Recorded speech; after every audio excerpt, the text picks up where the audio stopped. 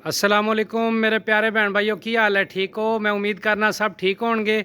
मैं अज अपने प्यारे भैन भाइयों लिए 3 मरला मकान लंटर वाला VVIP मकान लैके हाजिर होया। बड़ा खूबसूरत मकान है, लोकेशन भी कमाल दी है माशाअल्लाह। तो यह नाल वाला जो पेंट होया है ये मकान विक गया है। बाकी सारे ज़बरदस्त इस लाइन च पूरे मकान बने हुए हैं, सेवरेज पाई हुई है। तो ये जनाब मैं चल के अंदर तुहानू विजिट कराना। यदा गिराज हो गया, उत्तों छत्तां लगी हुई ने प्लास्टिक पैरस दियाँ। तो यह जी अल्लाह तुहाडा भला करे, यह हो गया जी यदा बैठक हो गई सर। यदी भी छत लगी हुई है, बड़ा VIP बनया होया है। ये नाल ही अटैच वाश दिता होया है। ये हले थोड़ा अनकंप्लीट है, मुकम्मल करा के दे देंगे तुहानू। जिहड़ी पार्टी भी लेना चाहे टोकन बयाना कर देगी। उस तो बाद असीं उन्होंने कंप्लीट करा के ओके करा के तो इंशाअल्लाह उन्होंने दे देंगे। सर ये बहुत बड़ा हाल कमरा है, यदी भी प्लास्टिक पैरस की छत लगी हुई है।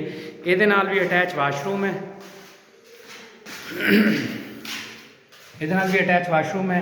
उत्तों सर 4 दीवारी हुई है माशाअल्लाह। तो अच्छी लोकेशन पर है, सेवरेज इत्थे पाई हुई है, बिजली भी मौके पर मौजूद है। इस कलोनी सारिया ही अलहमदुलिल्लाह ना कोठियां बन रही ने VVIP। तो जेड़े भैन भाई नूं पसंद होवे वो लेना चाहे मैं डिस्क्रिप्शन च नंबर ला देंगा।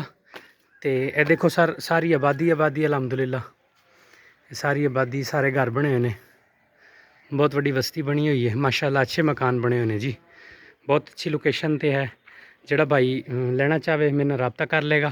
तो सर मेहरबानी होगी जनाब दी, लाइक कर देना चैनल नूं, सबसक्राइब भी कर देना, कमेंट भी कर देना माशाअल्लाह दा। और जोड़ा भाई लेना चाहे वो मेरे नाल रबता कर ले फ़ोन नंबर पर। ठीक हो गया जी, ओके, अल्लाह हाफिज़।